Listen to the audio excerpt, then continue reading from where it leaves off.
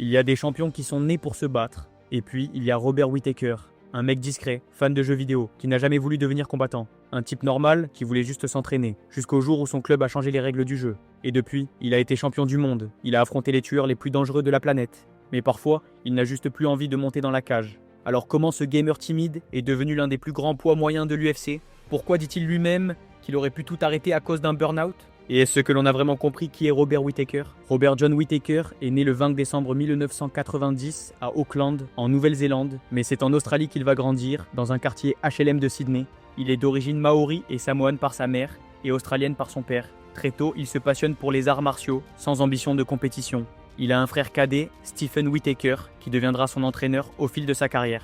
Tout commence par du karaté Kyokushin, une pratique comme tant d'autres enfants. Il enchaîne ensuite avec le Hapkido, toujours sans objectif professionnel. Mais un jour, son coach transforme le club en salle de MMA, et là, Whittaker n'a pas vraiment le choix. Pour continuer à s'entraîner, il faut s'adapter. Et petit à petit, il enchaîne les combats amateurs, il gagne, puis il signe pro, et il gagne encore. Mais même à ce moment-là, il n'a pas l'ambition de devenir champion. Il se laisse porter sans faire de bruit.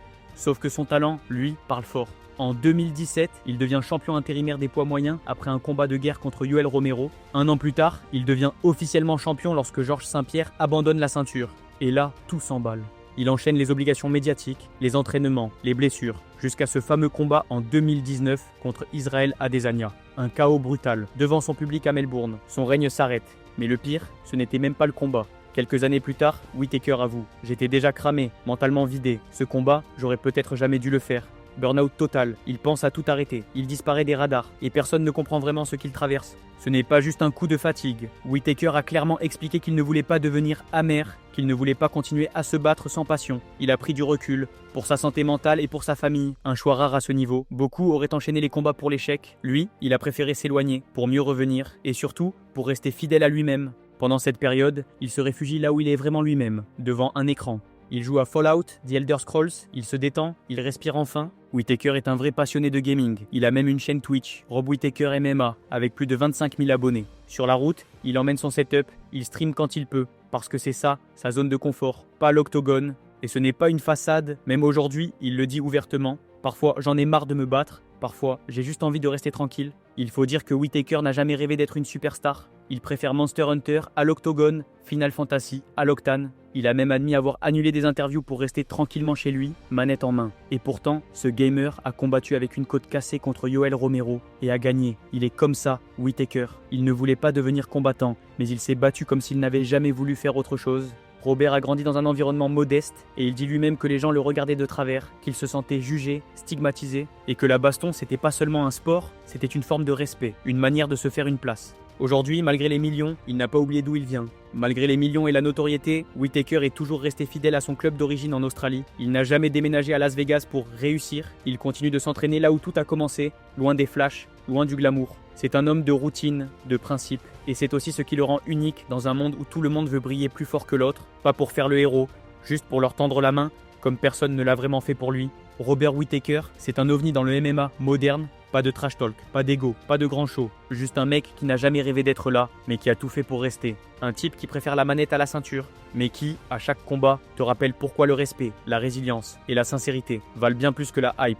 Et peut-être que c'est ça, le vrai sens du mot champion. Physiquement, Whittaker mesure 1m80 et combat dans la catégorie des poids moyens. Il possède un style de combat très complet, reposant sur son background en karaté Kyokushin, en Hapkido et en Jiu-Jitsu brésilien, ceinture noire. Il allie cette base technique à une lutte défensive solide et un striking précis. Tout au long de sa carrière, il a affronté l'élite de sa division, Yoel Romero à 2 reprises, Israël Adesanya, Jared Cannonier, Marvin Vettori, Paulo Costa et plus récemment Dricus du Plessis. À ce jour, Robert Whittaker affiche un palmarès de 26 victoires pour 7 défaites, avec de nombreux KO et TKO à son actif, preuve de son efficacité dans la cage. En dehors du sport, il mène une vie simple, centrée sur sa famille. Il est marié depuis 2014 à Sophia Marie Whittaker. Ensemble, ils ont 3 enfants, 2 fils, John et Jack, ainsi qu'une fille prénommée Liliana. Très discret médiatiquement, Whittaker préfère rester en retrait, protéger les siens et savourer la vie loin du chaos de l'UFC. Mais même dans sa carrière, un doute subsiste chez certains fans. A-t-il été un vrai champion? Robert Whittaker fait en effet partie des rares combattants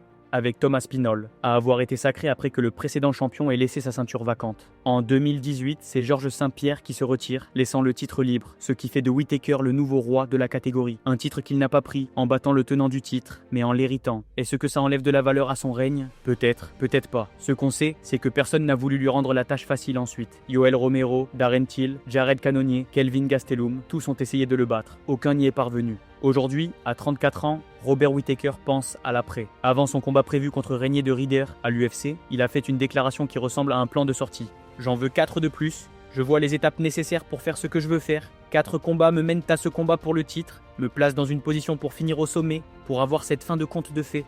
Un dernier run, 4 combats, un dernier titre, et tirer sa révérence. Le corps fatigue, la motivation aussi, mais Whittaker veut sortir par la grande porte. Malheureusement, cette trajectoire avait pris un sacré coup dans un combat cauchemar contre Khamzat Chimaev à l'UFC 308. Opposé au phénomène russo-émirati, Whittaker n'a tenu que 3 minutes et 30 secondes avant d'abandonner sous la pression d'un étranglement arrière. Un abandon qui a surpris certains, jusqu'à ce qu'on découvre l'ampleur des dégâts. Sur les images diffusées après le combat, on voit 3 dents arrachées avec un bout de mâchoire encore attaché, flottant dans la bouche de Whittaker. C'est Daniel Cormier, commentateur pour ESPN, qui révèle cette photo effrayante en direct. En réalité, Chimaev a littéralement cassé la mâchoire de Robert, une scène qui a choqué la planète MMA et qui a mis fin brutalement à ses rêves de retour immédiat vers le titre. Mais fidèle à lui-même, Whittaker n'a pas sombré dans le drame. Sur Instagram, il a tenu à rassurer ses fans avec humour et dignité. « Ma mâchoire va bien, mais mes dents ont été déplacées. C'est une bonne excuse pour les aligner correctement maintenant, haha. » Une manière élégante de tourner la page, malgré la douleur. Même Chimaev, en conférence de presse, a reconnu la brutalité de l'instant. « Je ne voulais pas casser la mâchoire de quelqu'un, mais c'est mon travail, tu sais, faire souffrir quelqu'un. » Ces dernières années, Whittaker a aussi beaucoup réfléchi à sa place dans la catégorie des poids moyens. En 2024, il avait d'ailleurs évoqué la possibilité de changer de division, mais pas dans le sens attendu. « Je ne descendrai pas en welterweight, je ne peux pas descendre. Je joue encore avec l'idée de monter en light heavyweight. Je suis un grand gars, bien plus costaud que les gens ne le pensent, même s'il n'a pas encore sauté le pas. » Cette déclaration en dit long sur sa manière de concevoir la suite de sa carrière. À 84 kg, il a prouvé qu'il pouvait rivaliser avec n'importe qui, mais dans une catégorie supérieure, il pourrait chercher de nouveaux défis ou simplement souffrir un peu moins sur la balance. Toujours en 2024, il a aussi pris une décision forte. Alors qu'on lui proposait d'être le combattant de réserve pour le duel entre Duplessis et Adesanya, Whittaker a finalement dit non. Une annonce inattendue, mais révélatrice d'un changement de mentalité. Une fois l'adrénaline retombée, je ne suis pas le second choix de qui que ce soit. Je ne vais pas rester sur la touche à attendre les miettes. Fini le rôle de l'éternel plan B. Whittaker veut des combats qui comptent, des combats qui le font avancer, pas des opportunités à moitié ouvertes. Ce que Whittaker pense de Dricus Duplessis, il en parle avec une sincérité et un humour qu'on ne voit jamais ailleurs dans le game. Lors d'un échange devenu viral avec Israël Adesanya, les deux anciens champions évoquaient le style du Sud-Africain qui les a tous les deux battus. Adesanya a lâché, il est bizarre, c'est genre le meilleur combattant pourri du monde. Et Whittaker a enchaîné, hilar. Quand je l'ai combattu, les 30 premières secondes je disais « Mec, il est tellement lent », mais dans la foulée, je me prenais une droite dans la gueule, une scène qui résume tout. Whittaker ne triche jamais, ni dans la cage, ni devant les caméras. Il parle comme il combat, sans filtre, sans détour. Et c'est peut-être pour ça que Robert Whittaker continue de fasciner, parce qu'au milieu du vacarme et du marketing, il est resté lui-même, un mec sincère, un mec qui doute, qui tombe, mais qui se relève toujours. Et tant qu'il en aura la force, il continuera de monter dans la cage, non pas pour plaire à l'UFC, mais pour écrire, à sa manière, la fin de son histoire. Et maintenant, Robert Whittaker a déjà tourné la page. Samedi 26 juillet, il remontera dans la cage pour affronter Régnier de Rieder, l'ancien double champion du One Championship, un combattant dangereux,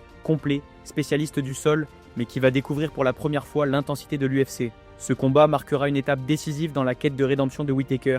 Les bookmakers sont clairs. Whittaker est légèrement favori avec une cote de 1,63 chez Parion Sport contre 2,15 pour De Rieder. Mais après la défaite brutale face à Chimaev, rien n'est joué. Le corps de Whittaker tiendra-t-il? Sa mâchoire est-elle vraiment remise? Et surtout, a-t-il encore l'envie? Une chose est sûre, s'il choisit de rester dans cette cage, ce n'est plus pour prouver quelque chose au monde. C'est pour se prouver à lui-même qu'il peut encore le faire. Et s'il y a bien un mec capable de revenir des enfers, c'est lui. J'attends votre avis sur Whittaker et sa carrière, mais également votre pronostic face à De Rieder. Pensez à aimer la vidéo si elle vous a plu et à vous abonner. Je vous remercie d'être resté jusqu'ici et je vous dis à très bientôt.